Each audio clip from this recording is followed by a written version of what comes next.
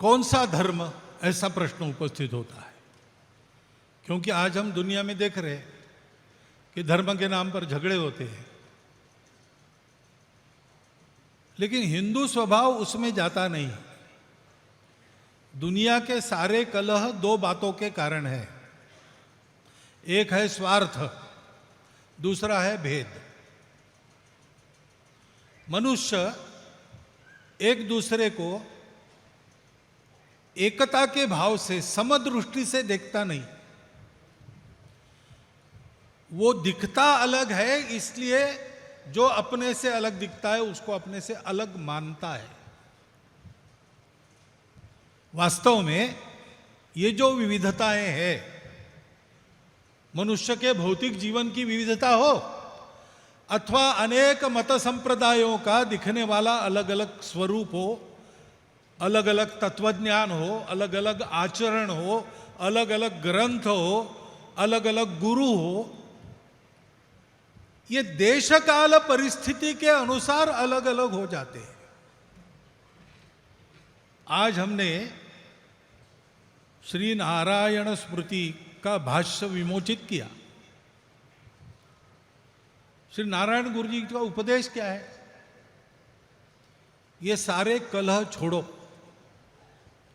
सनातन धर्म का उपदेश वो कर रहे हैं, वो बता रहे हैं कि ये सारे अलग अलग धर्म जो दिखते हैं उनका सार एक ही है। पहले से चलता आया हुआ वो धर्म सबका धर्म है। और एक साक्षात्कारी पुरुष थे, उन्होंने भी इसी प्रकार कहा था। हमारी सारी सनातन परंपरा में जो आचार्य हो गए साक्षात्कार करने वाले, उन्होंने सबने ये कहा है, तो there is a religion on top of religions, ऐसा एक ने कहा।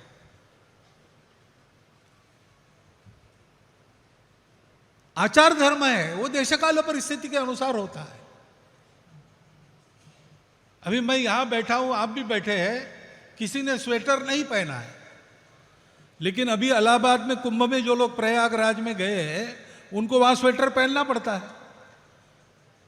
एक ही समाज है, दो जगह है, इसलिए दो प्रकार के कपड़े हैं।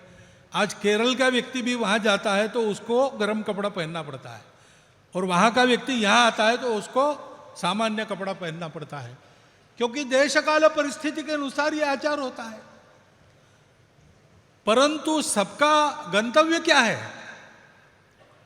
वो religion on the top of religions है, सभी धर्मों का सार रूप धर्म है, वो पहले से चलता आया है।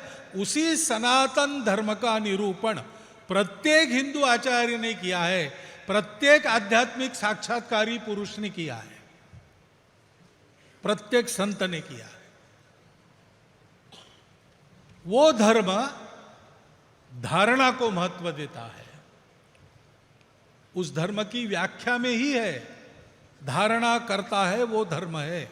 धारणा धर्म इत्याहु धर्मो धारयते प्रजा। जो जो जन्म लेता है उसका धारण वो धर्म करता है। सृष्टि के प्रारंभ से अस्तित्व में आया, सृष्टि उसी के नियम से चलती है, आगे बढ़ती है और अपने गंतव्य को प्राप्त कर विलीन हो जाती है। इसका जो नियम है, जो सामने के जमीन पर एक धूलि का कण है, उससे लेकर तो बड़े बड़े ग्रह गोलों तक, एक छोटे से कीट से लेकर तो दुनिया के अत्यंत विद्वान, अत्यंत मूर्धन्य श्रेष्ठ मानवों तक सब पर लागू होता है। जड़ चेतन चराचर सृष्टि उस नियम से चलती है। वो नियम धर्म है, वो शाश्वत है। उसका आचरण कैसे करना, अपने अपने देशकाल परिस्थिति के अनुरूप उसका उपदेश करने वाले मत संप्रदाय है। अगर वो समझ जाएंगे कि हमारा गंतव्य वही धर्म है सबका एक, तो सारे कलह समाप्त हो जाएंगे। ഏത് ധർമ്മത്തെക്കുറിച്ചാണ് നമ്മൾ സംസാരിക്കുന്നത്? ധർമ്മം എന്ന് പറയുമ്പോൾ മതം എന്നുകൂടി അർത്ഥമുണ്ട്. അങ്ങനെ നോക്കുമ്പോൾ മതത്തിൻ്റെ പേരിൽ, വിശ്വാസ പ്രമാണങ്ങളുടെ പേരിൽ ലോകത്തിൽ നിന്ന് ഏറ്റവും കൂടുതൽ സംഘർഷങ്ങൾ നടന്നുകൊണ്ടിരിക്കുകയാണ്.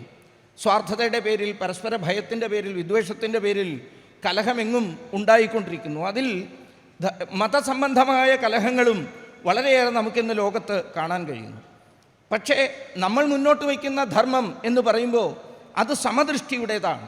അതുകൊണ്ട് കലഹത്തിന് യാതൊരു സാധ്യതയുമില്ല. കലഹം എപ്പോഴാണ്, വഴക്കെപ്പോഴാണ് ഉണ്ടാകുന്നത്? നമ്മൾ കാണുന്ന വ്യത്യസ്തതകളിലൂന്നി നിന്നുകൊണ്ട്, എല്ലാം വ്യത്യസ്തങ്ങളാണ് നമ്മുടെ ചുറ്റുപാട്, നമ്മൾ പലതായിട്ടാണ് കാണുന്നത്. പല രീതിയിലുള്ള വേഷവിധാനം, പല രീതിയിലുള്ള ആചാരവിശ്വാസങ്ങൾ, പല രീതിയിലുള്ള വേഷവിധാനങ്ങളെല്ലാമായിട്ട്, അതേപോലെ പല തത്വജ്ഞാനങ്ങൾ, പല ഗുരുക്കന്മാർ, പല ഗ്രന്ഥങ്ങൾ, അവരവരുടേതായ ഗ്രന്ഥങ്ങളാണ് ശ്രേഷ്ഠം, തങ്ങളുടേതായ വിശ്വാസമാണ് ശ്രേഷ്ഠം എന്ന് പറയുമ്പോഴാണ് അതിൽ സംഘർഷം ഉണ്ടാകുന്നത്. ഇത് സ്വാഭാവികമാണ്. ഇത്തരം അനേകം തരത്തിലുള്ള ആചാരവിശ്വാസങ്ങൾ ഉണ്ടാവുക സ്വാഭാവികമാണ്. ദേശകാല പരിസ്ഥിതി അനുസരിച്ചാണ്, ഓരോ ദേശത്തിൻ്റെയും ഓരോ കാലത്തിൻ്റെയും പരിസ്ഥിതിക്കനുസരിച്ചിട്ടാണ് ഇതൊക്കെയും വികസിച്ച് വരുന്നത്. പക്ഷേ നമ്മുടെ ധർമ്മത്തിൻ്റെ പ്രത്യേകത അത് സനാതനമാണ്. സനാതനമായ ആ ധർമ്മത്തിൻ്റെ വ്യാഖ്യാനമാണ് ഇവിടെ ഇപ്പോൾ പ്രകാശനം ചെയ്ത ശ്രീനാരായണ സ്മൃതിയുടെ ഭാഷ്യം എന്ന് പറയുന്ന ആ ഗ്രന്ഥം. സനാതന ധർമ്മത്തെയാണ് ശ്രീനാരായണ ഗുരുദേവൻ ചിട്ടയോടുകൂടി വ്യാഖ്യാനിച്ച് നമ്മളുടെ മുന്നിൽ തന്നിരിക്കുന്നത്. അതിൻ്റെ ഉപദേശമാണ് അതിൽ ഉള്ളത്. സനാതന ധർമ്മത്തിൻ്റെ ആ പ്രത്യേകത അതെല്ലാറ്റിനെയും ഒന്നായി കാണുന്നു. ആ സനാതന പരമ്പരയിൽപ്പെട്ട സർവ്വ ഋഷി ശ്രേഷ്ഠന്മാരും, ശ്രീനാരായണ ഗുരുദേവനായാലും മറ്റെല്ലാ ഋഷി ശ്രേഷ്ഠന്മാരും, ഈ ആചാരവിശ്വാസങ്ങളുടെ വ്യത്യസ്തത ഉണ്ടെങ്കിൽ പോലും അതിനെല്ലാം ഉപരിയായി നമ്മളെ കൂട്ടിച്ചേർത്ത് നിർത്തുന്നതായ, നമ്മളെ ധരിച്ചു നിൽക്കുന്നതായ, താങ്ങി നിർത്തുന്നതായ ഒരു ധർമ്മത്തിൻ്റെ പ്രത്യേകതയെക്കുറിച്ച് ഊന്നി പറയുന്നു. അതാണ് നമ്മുടെ ഈ നാടിൻ്റെ സംസ്കാരത്തിൻ്റെ ധർമ്മത്തിൻ്റെ പ്രത്യേകത. ഇംഗ്ലീഷിൽ പറയാറുണ്ട്, there is A religion top of all religions, എല്ലാ മതങ്ങളുടെയും മേലെയുള്ള ഒരു ധർമ്മം എന്ന് സാധാരണ പറയാറുണ്ട്. ഇതിനുള്ള ഈ വ്യത്യസ്തതകളുടെ കാരണം നേരത്തെ സൂചിപ്പിച്ചതുപോലെ ദേശകാല പരിതസ്ഥിതിയാണ്. നമ്മളുടെ ബാഹ്യമായ ആചാരങ്ങളെ ബാധിക്കുന്നത് ദേശവും കാലവും സാഹചര്യവുമാണ്. ഉദാഹരണത്തിന്, ഇവിടെ ഇരിക്കുന്ന ഒരാളും സ്വെറ്റർ ധരിച്ചിട്ടല്ല ഈ പരിപാടിയിൽ പങ്കെടുക്കുന്നത്. എന്നാൽ ഇപ്പോൾ പ്രയാഗിൽ കുംഭമേള നടക്കുകയാണ്. അവിടെ ഇപ്പോൾ പങ്കെടുക്കുന്ന എല്ലാവരും സ്വെറ്റർ ധരിച്ചിട്ടാണ് അവിടെ ഇരിക്കുന്നത്. അവിടെ നിന്നുള്ള ആരെങ്കിലും ഇവിടെ കേരളത്തിലെ പരിപാടിയിൽ വന്നാൽ ഇവിടെ നമ്മളെല്ലാം പോലെ സാധാരണഗതിയിലുള്ള വസ്ത്രം ധരിച്ച് അവർ ഈ പരിപാടിയിൽ പങ്കെടുക്കും. ഇങ്ങനെ നമ്മുടെ പെരുമാറ്റത്തിൽ ദേശകാലങ്ങൾക്ക് അനുസൃതമായ വ്യത്യസ്തത ഉണ്ടാവുക സ്വാഭാവികമാണ്. ഇതിൻ്റെ എല്ലാം ഉപരിയായി നിന്നുകൊണ്ട് ഇതിനെയെല്ലാം നിയമിക്കുന്ന ഒരു ധർമ്മം, അതാണ് സനാതന ധർമ്മം. അത് നമ്മുടെ ഓരോ സന്യാസി ശ്രേഷ്ഠനും നമ്മുടെ പൂർവികന്മാരും അതിനെ മഹത്തരമായി വർണ്ണിച്ച് നമ്മുടെ മുന്നിൽ തന്നിട്ടുണ്ട്, വ്യാഖ്യാനിച്ച് നമ്മുടെ മുന്നിൽ തന്നിട്ടുണ്ട്. ധർമ്മം എന്ന് നമ്മൾ പറയുമ്പോൾ അതിൻ്റെ പരിപൂർണമായ അർത്ഥം ധരിക്കുന്നത്, താങ്ങി നിർത്തുന്നത് എന്നതാണ്. സംസ്കൃതത്തിൽ പറയും, ധാരണാ ധർമ്മമിത്യാഹു ധർമ്മോ ധാരയതി പ്രജ. എല്ലാ വ്യക്തിയെയും ഒരുമിച്ച് നിർത്തുന്ന, ഒന്നാക്കി നിർത്തുന്ന ആ വിശിഷ്ട നിയമത്തിനാണ്, അതാകട്ടെ സൃഷ്ടിയുടെ പ്രാരംഭം മുതലേ തന്നെ തുടരുന്നതായ ഒരു ശ്രേഷ്ഠമായ നിയമമാണ്, സനാതനമായ നിയമമാണ്. അതാണ് നമ്മുടെ നാട്ടിൽ എല്ലാറ്റിലും ഒരേ ചൈതന്യത്തെ കാണുന്ന ഒരു പ്രത്യേകത. കാൽക്കീഴിലെ ഒരു തരി മണ്ണു മുതൽ വലിയ ഗ്രഹങ്ങൾ വരെ ഒരേ തരത്തിലുള്ള ചൈതന്യമാണ് ഉൾക്കൊള്ളുന്നത് എന്ന് നമ്മൾ വിശ്വസിക്കുന്നു, ഒരുപോലെയാണ് എന്ന് കാണുന്നു.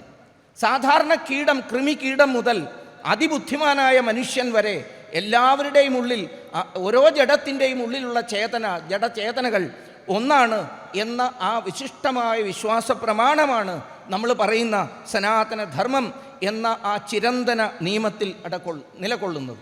ആ ശാശ്വതമായ നിയമത്തെയാണ് ഇവിടെ വിശദീകരിക്കപ്പെടുന്ന ധർമ്മം എന്നതുകൊണ്ട് ഉദ്ദേശിക്കുന്നത്.